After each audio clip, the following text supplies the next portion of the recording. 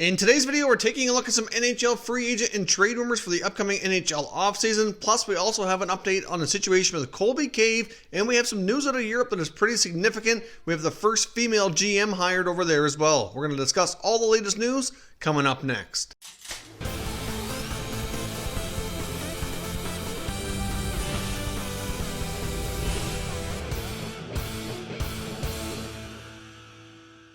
So welcome back to another video here at Top Shelf Hockey. As I mentioned today, we have a variety of news and rumors to discuss today. I'm going to kick things off with a couple of quick updates. First of all, on the very serious situation involving Oilers forward Colby Cave, who we talked about yesterday, who was rushed to the hospital and ended up being in a medically induced coma. He did undergo emergency surgery, apparently to remove a cyst that was putting pressure on his brain, but he still remains in the coma. So he did have surgery. Hopefully that'll alleviate the pressure and help him on his road to recovery. Of course, we don't really know a whole lot more about the overall medical situation, but certainly somebody you still want to be keeping in your thoughts and prayers. Hopefully he can make a full recovery. As I discussed yesterday, he's still a very young man, only 25 years old, highly regarded by his teammates, known as a very quiet, respectful, very well-liked player. Of course, played with the Bruins before and the Oilers up and down between the AHL, NHL the past few years. Seems to be a really good guy, struggling right now mightily for his life. So certainly I would encourage you all to keep him in your thoughts as he tries to recover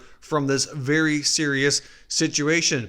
Now, of course, as well as I mentioned, we have some very encouraging news out of Europe. We have the very first female hired as a general manager in professional hockey as Florence Schelling for SC Bern. Of course, Schelling played hockey herself for quite a long time as a goaltender. Was a four-time Olympian, played in the World Championships on 11 different occasions. She's an alumni of Northeastern University in the U.S. Very well-respected female hockey player. Very well-respected overall for everything she's accomplished in her hockey career herself. And it certainly becomes a very major breakthrough to see a female put in such a high-ranking executive position for a professional hockey club. Obviously, we'd love to see more females get involved with the game of hockey at this level and play more predominant roles.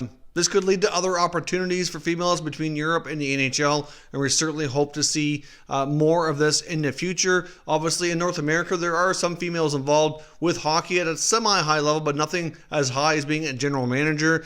So certainly a major accomplishment for her. Congratulations. She's certainly going to be looked upon as potentially a trailblazer and leading the way for more females to get higher ranking positions in professional hockey and possibly in professional sports in general. So good on them to give her an opportunity.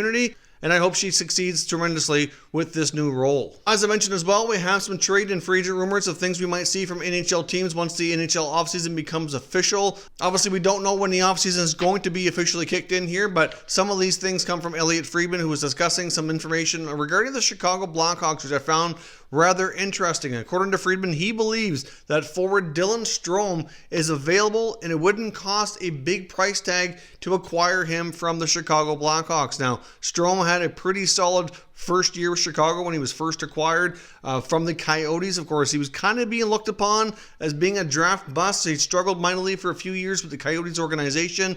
Didn't get a ton of opportunity, didn't get a ton of time, and when he did, it didn't go overly well. He got to Chicago, he was reunited with one of his former junior teammates, Alex DeBrincat, and they played very well together, and he put up close to a point per game. He put up 51 points in 58 games for the remainder of that first year he was there. Things were looking very well. And of course, this year, though, his production has scaled back. But if you look at other teammates like DeBrincat, their production has scaled back as well. So I'm not sure this is entirely on Dylan Strome, but clearly the Hawks have to offer him a new contract if they're going to retain him. And they do have a lot of money tied up to other players right now, which could complicate things with their salary cap situation. Of course, they have some other things that are going to complicate things as well. And one of those big things is going to involve other teams and really everybody across the NHL. And that's the likely scenario that the NHL salary cap does not go up because of all the lost revenue due to the NHL season being on pause right now. And it's hard to say when that pause is going to be resumed or if and when they're going to be able to resume and recoup any revenue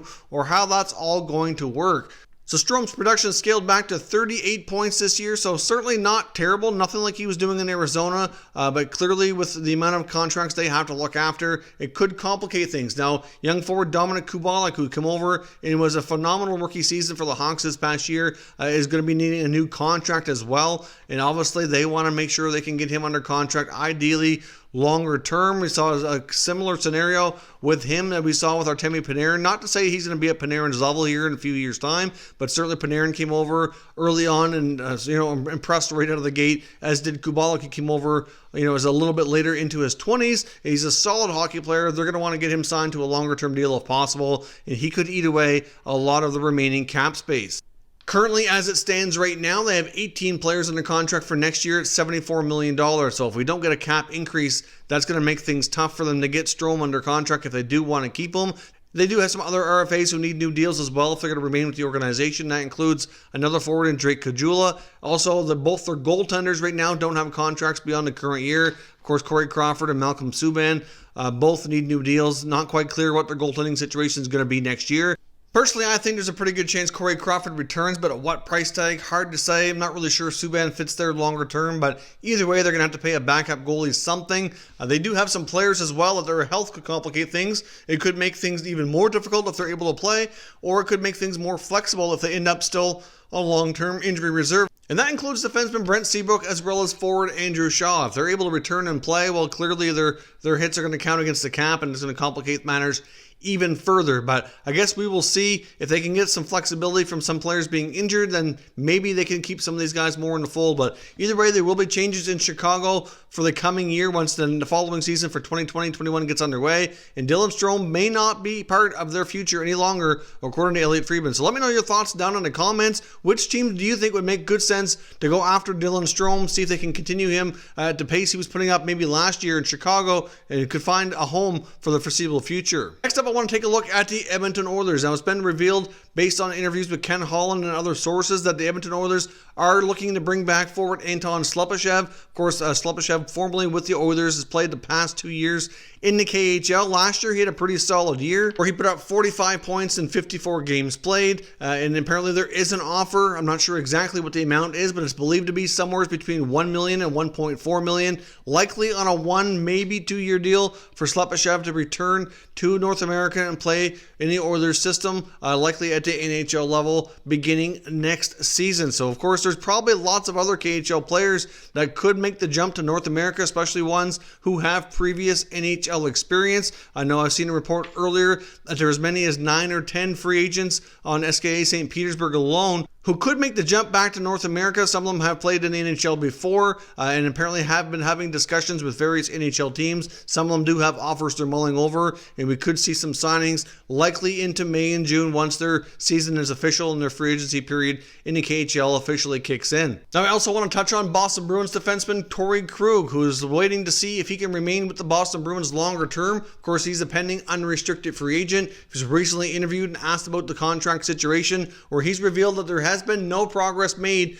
with the Bruins on a new contract. They really haven't been having any talks during this time where the NHL season's been on pause. And to be honest, it's not super surprising, I don't think, just because there's so much uncertainty right now about the current season, if it's going to continue or not. If so, how's it going to look? What's the salary cap going to be for next year? There's just a lot of things right now that are not really clear, and a lot of teams' salary cap situations are kind of muddy at best to determine what their futures are. Although leading up to this point is believed that Krug would be a big part of the Bruins' future. Clearly, he drives a big part of their offense, and it would be a big loss for them if he were to move on to another NHL team. Now, many have said all along that if he does become a free agent, the Red Wings will be one of the teams likely pursuing him. There will be others as well. He's a terrific young defenseman, very mobile and very offensive. I'm sure there'll be lots of interest on the open market, and he very well might be able to get more money by leaving the Bruins, but it really boils down to what's more important to Krug and where he wants to remain, possibly, for a big chunk of the remainder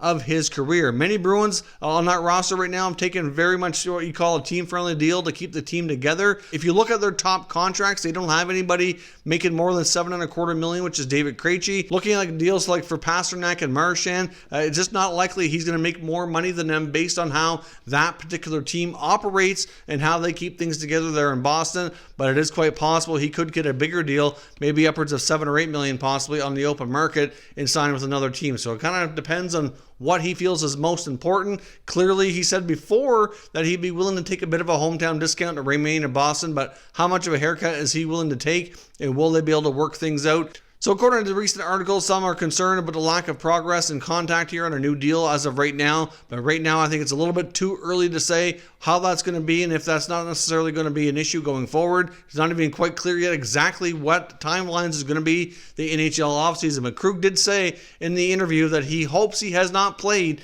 his last game as a Boston Bruin. Of course, that would only be worst case scenario if the NHL season was canceled and we didn't have playoffs or anything of that nature, because clearly if there are playoffs, the Bruins will be involved regardless of what format they went into, considering how high on the standings they were when the NHL season went on pause. So let me know your thoughts down in the comments. Does Torey Krug sign a new contract and remain with the Bruins longer term, or does he hit free agency? And if so, where do you think is the most likely landing spot for the very mobile defenseman? Let me know your thoughts down in the comments. We'll continue the conversation. If you're new to the channel, make sure you subscribe for daily hockey content. I hope you're all remaining healthy and safe, and I'll catch you next time.